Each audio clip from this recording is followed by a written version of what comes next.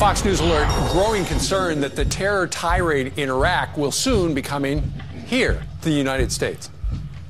The seeds of 9/11s are being planted all over Iraq and Syria. You don't have to believe me. This is what they're telling you they're going to do. I am concerned, and I think all Americans should be concerned. I guarantee you this is a problem that we will have to face. And we're either going to face it in New York City or we're going to face it here. Well, that is pretty scary. With more on the threat, Peter Johnson Jr. joins us live. Yeah, good morning, Steve. And I think all we have to do is look at the words of Colonel Kenneth King, who's the former commander at Camp Bucca prison in Iraq. Let's see his experience. And that's the fear coming to a city, including New York, as a result of what they're doing. It's important to understand who al-Baghdadi is. He's got a PhD in Islamic studies from Baghdad University. He's considered one of the most brutal leaders in the world now. His nickname is the Invisible Sheikh. He was detained at Camp Bucca, as you know, and then pushed out of al-Qaeda in 2013. And now we know that there's a $10 million bounty for his death or capture.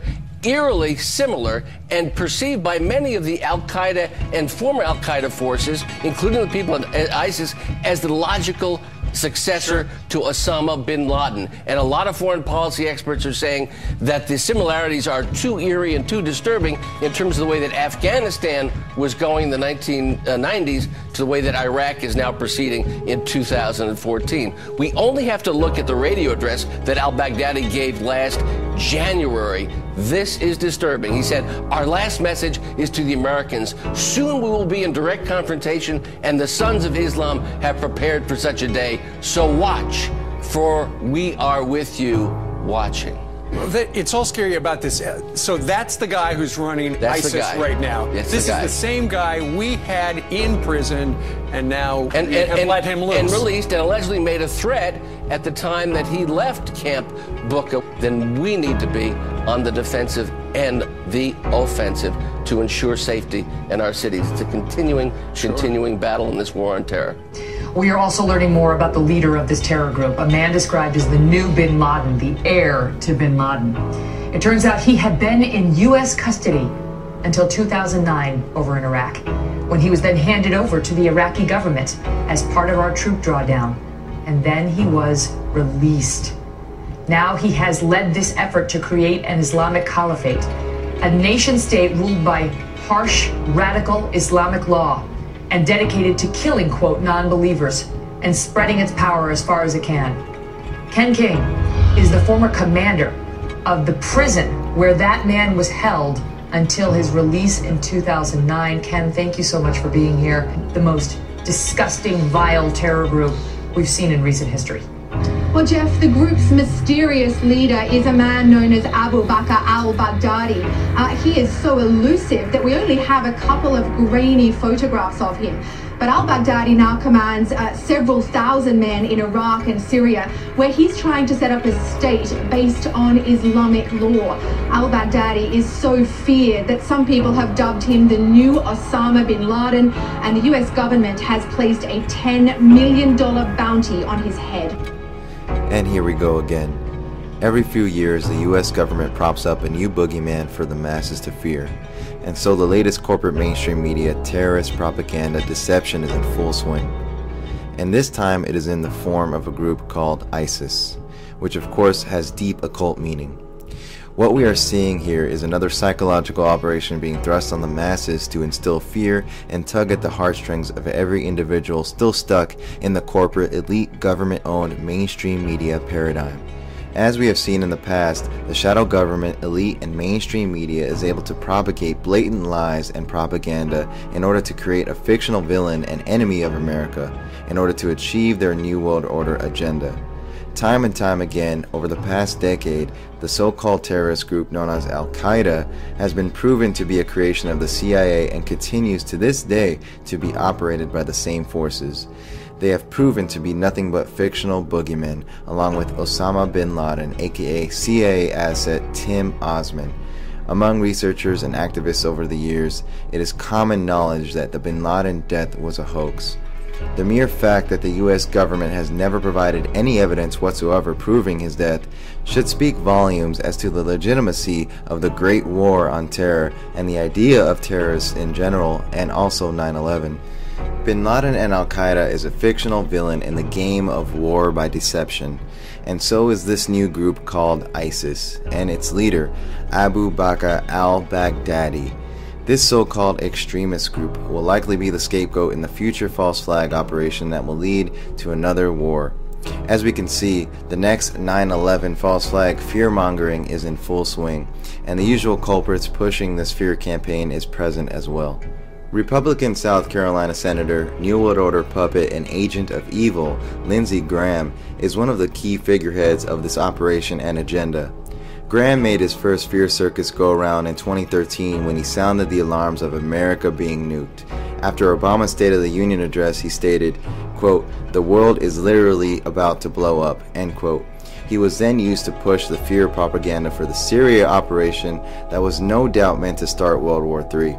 He was a key mouthpiece that pushed for Syria intervention, which was proven by thousands of activists throughout alternative media and social media networks to be a complete lie, which is why intervention was so widely protested, thus why the Syria operation failed.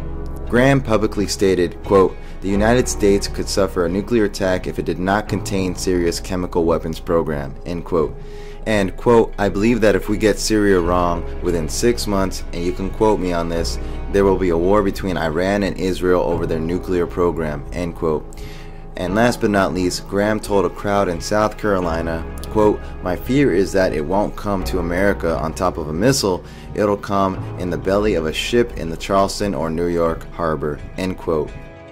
And now he is at it again for their ISIS Iraq operation. They use the same old puppet mouthpieces because they know the masses will not be paying attention or care.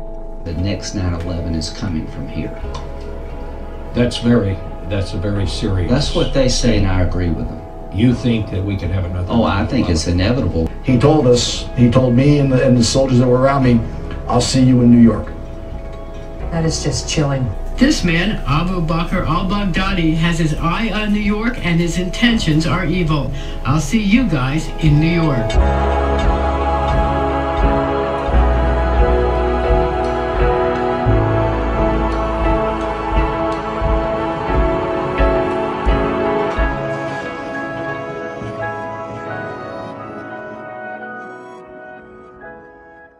Yes, the fear-mongering, mind control, corporate mainstream media, this is how they do it. CNN, of course, terrifying execution images in Iraq, terrifying, terrorists. See, these are the same old words. They use certain trigger words to evoke certain emotions from you regarding, anything relating to terrorism, evoking the 9/11 trauma. And that's what 9/11 was, a trauma-based mind control event. Now they can control the minds of the masses since that event, from that event, moving forward until they reach their goal. They can literally control your mind and play you like a fiddle with every event and every story that they put out using certain words. And this is how mass mind control works, through words that trigger fear. And this is how it's done. As you see here, since ISIS came about, this is what they are doing. Yes, viewer discretion is advised. So you see, these are the tactics of the media and how the government and elite use the media to usher in their New World Order agenda through these false flags, through these psychological operations. And remember, under the 2012 NDAA, and I covered this already, but propaganda, aka lying, aka bullshitting the public, is legal. It is in fact legal under the 2012 NDAA to lie to the masses, to basically execute psychological operations on the masses. And it is legal. There's not a damn thing we can do about it. We can't prosecute the media. We can't do a damn thing because it is legal under 2012 NDAA. And again, remember the occult significance of the word ISIS. It's an Egyptian goddess and deity that is a favorite of the occult mysteries and secret societies that run this planet. So it's no coincidence here, this terrorist so-called extremist group called ISIS. And what do we have here? Is it also merely a coincidence, merely coincidental, that there's a contractor, U.S. government, called ISIS? Yes, no coincidence, I'm sure. ISIS provides worldwide security, intelligence, technology, and training to government and private enterprises. Our Washington, D.C. office is located in Ronald Reagan Building. We are dedicated to supporting our national defense and security departments, as well as government contractors and private business, with mission and critical services performed by highly skilled experts in their fields. Interesting. U.S. Armed Forces, U.S. government, and prime contractors on the ground in such strategic environments as the Middle East. See our locations map at the bottom.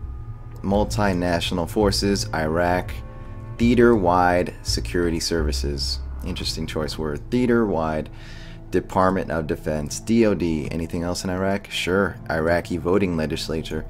Personal protective services, Iraq Coalition for Peace. Client, contract, supported organization. As you can see, now you know who is really ISIS, who is really behind ISIS and this entire operation.